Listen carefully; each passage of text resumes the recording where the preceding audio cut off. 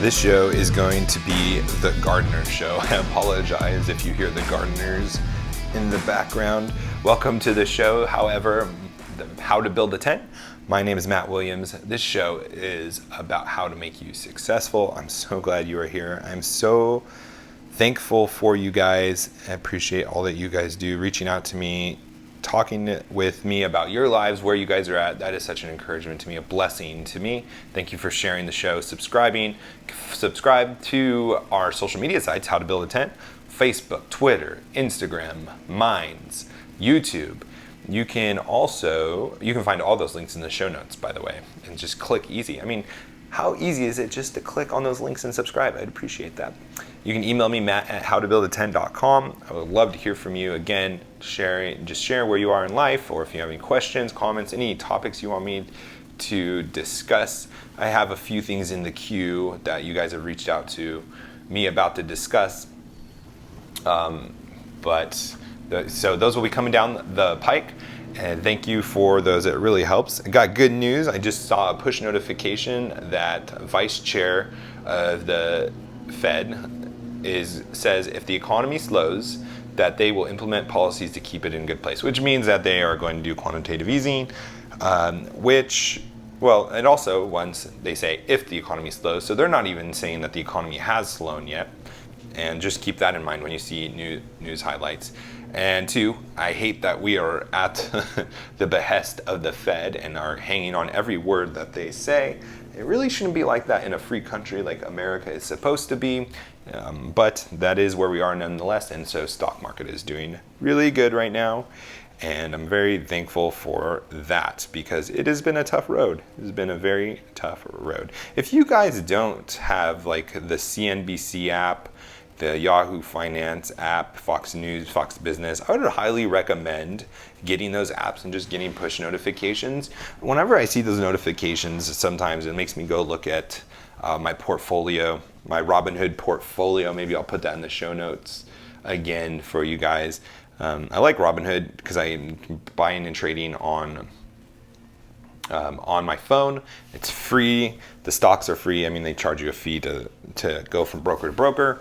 But if you don't have any other broker, then you don't need to worry about that. I like that a lot. Also, another app that's pretty cool I've been testing out is Clarity Money. And that's a budgeting app, which has been really good so far. So shout out to the Clarity Money guys. They are not a sponsor, but they are just an app that I found that helps you with budgeting. It gives you push notifications. It breaks down how much money you spend by vendor.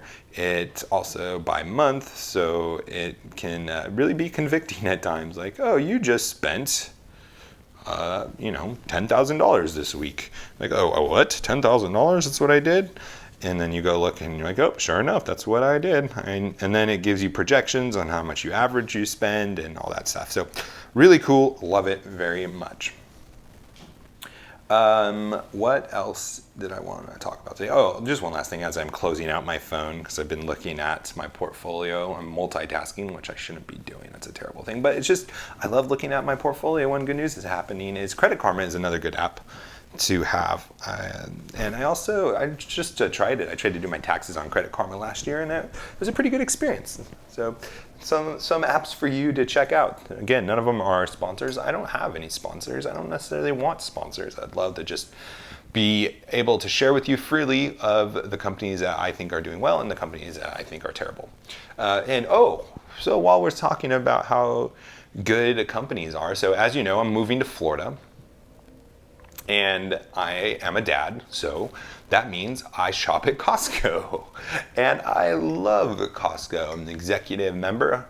If you shop at Costco, I mean, why not get that extra 2% cash back for an extra $70 up front?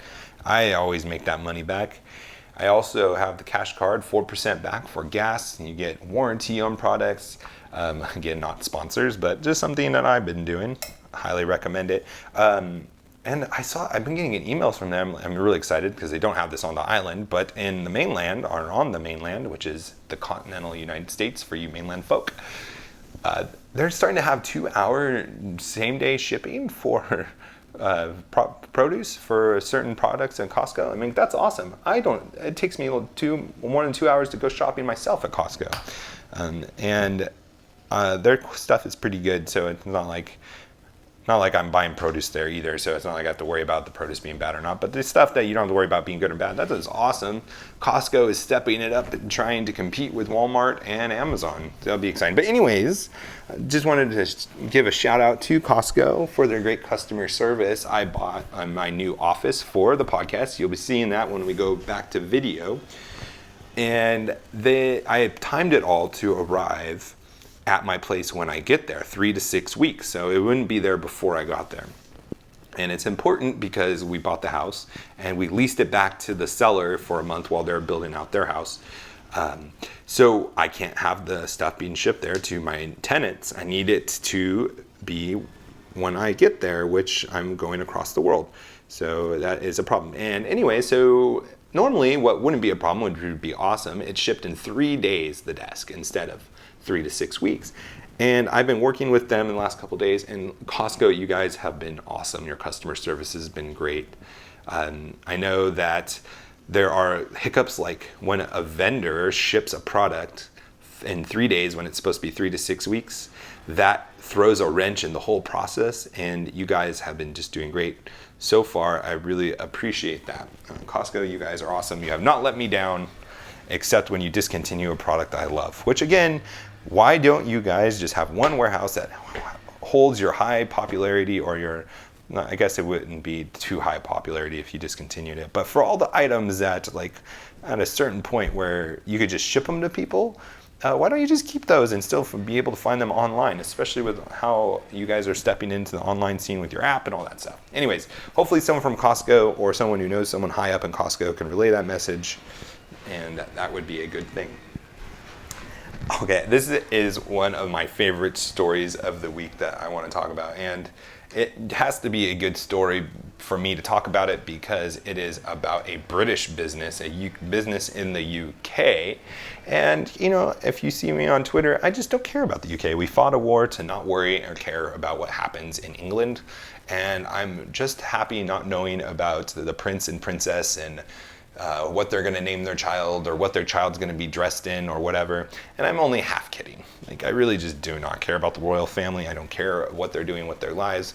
And I shouldn't say I don't care. I mean, I don't care any more than an average person that I don't know around the world. I care for everyone. I hope everyone is successful and benefits, and it's, you know, and all that good stuff. But I just don't care about it in my Twitter feed. I don't want to see news push notifications about, you know, if they decided to go to brunch on a Sunday. I just don't care. But anyways, this is a really cool story. So it is a restaurant who had a server mistakenly serve a $5,700 bottle of wine to somebody.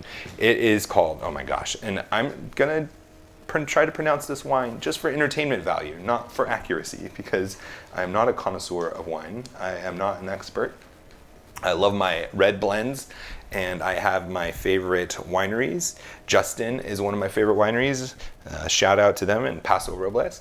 But okay, so this is what it was called. It's a bottle of Chateau Le Pen Pomerol 2001. Chateau Le Pen Pomerol 2001. I'm probably totally butchering that last part.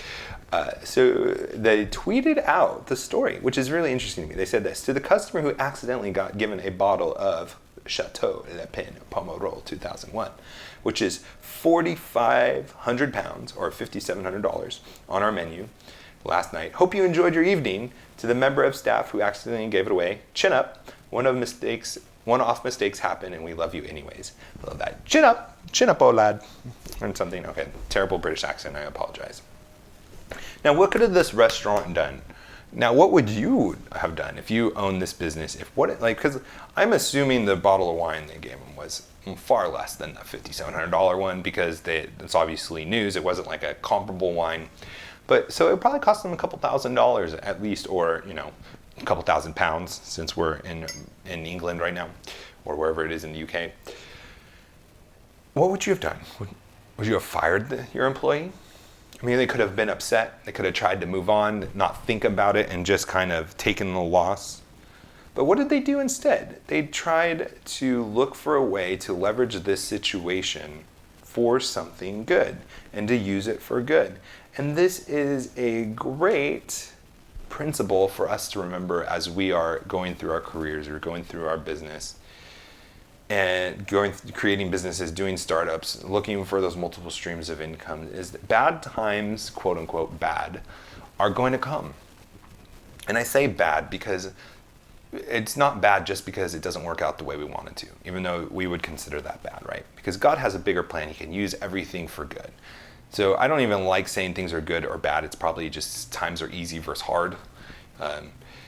But there is a way to look at this that is going to help us be more successful. And I mean help us be more successful, that when a bad thing happens, like we just lost $4,000 on a bottle of wine or $3,000 on a bottle of wine, like what is our perspective on that? Are we just going to have the mindset of, oh, doom and gloom, and I can't believe this happened, and there goes all our profits for the day, and I don't know how busy this restaurant is? Or can we say, wow, we just lost $4,000 on this wine, but what can we do to recoup some of that money? What can we do to make a better name? How can we use this to get publicity? Just like what they did. They tweeted it out. They tweeted out what happened in the story, and they were positive about it, and they were like really nice about it with their server. Chin up. And that got covered around the world, and now a podcast in Hawaii, literally probably the opposite side of the world, is talking about this incident. And now they are having articles written by them, and they are getting press out that they would have never had before. And by now, they have made more from this than they have lost. And it's because they had that perspective. They didn't just try to cover it up. They didn't just try to, punish the employee, but they made the most of it. And if we can have that perspective, and when the bad times come, and we look for ways to leverage it, that is going to be a competitive advantage. And as Christians, we should be like that anyways. Even if we can't leverage a situation because God's in control still. So we should have that advantage in everything we do as Christians. We should have that perspective because we know that God can use everything for good. And I think that is in line with one of the jobs that we have, is to take things that have been ruined, to take things that sin has infected, like these mistakes, and to look for ways to redeem them, because isn't that what God does with us? He has taken us mistakes, sinful people, broken people, ruined people, and people sentenced to death, and he has redeemed us, and he uses us for good. And so too, as we bear the name of Christ, shouldn't we be doing the same? Shouldn't we look for ways to do that in our ministries, in our businesses, in our careers, in our finances? Look to make the most of those mistakes. And let me tell you, when you give yourself forgiveness, when you give yourself the permission to not be down and to have an optimistic outlook on these negative things, not being in denial, not delusional, not admitting, not saying you didn't make a mistake, not like, glossing over it or lying to yourself or lying to other people about it. That's not what I'm saying. Take responsibility, take accountability, but then have the perspective of, okay, now let's build on this. Let's take this and use it. Let's learn from it. Let's try to leverage it for something positive like this restaurant has done. When we do those things, we are preaching the gospel of redemption. We are having pictures. We are creating symbols. We are creating stories that reflect what God has done with us, and he gets the glory for it.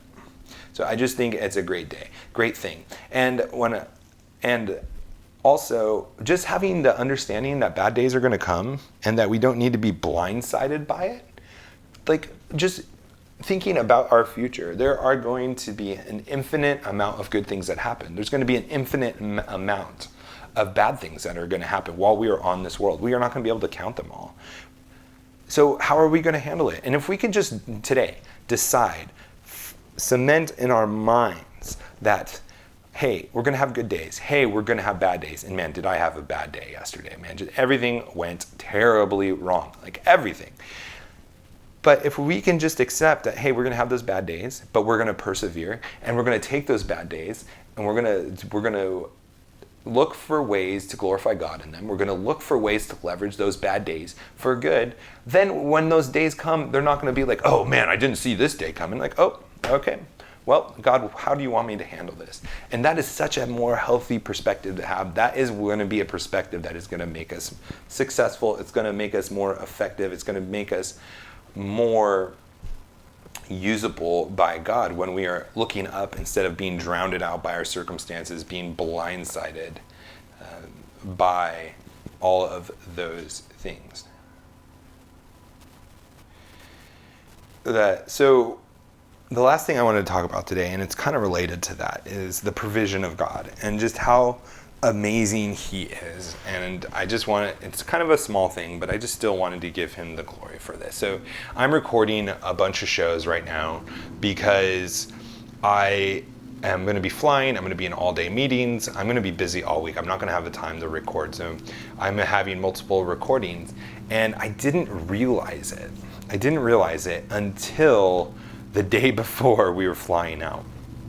Now, it's been a couple days since the recording because I've already recorded a few shows, but it was like a day where I realized I have to record 4 shows before my flight, where I have to be at the airport at 9:30 in the morning, and this realization happened at around 7 p.m. the night before. And I was just completely stressed. I mean, I don't know how I'm going to pull off doing 4 20-minute-ish shows before my flight, because I still had to pack. I mean, I have a son, I have a family. It's not like I'm just flying on my own. My family's coming with me on these business trips because the end is our new house in Florida. And I was just stressing out. So I started to go look at all the articles I have saved through the week. I opened them up in my Safari browser on my phone and going through and seeing all the different articles I had. And it turns out that throughout the last couple days, without even thinking about it, I had enough material to knock out all the shows I needed to do before my flight. And that is what I've been able to do. And just God is so faithful in that. And I love this story, not because it happened to me and it worked out. Sorry, I had to grab some water because this is like my 3rd recording today.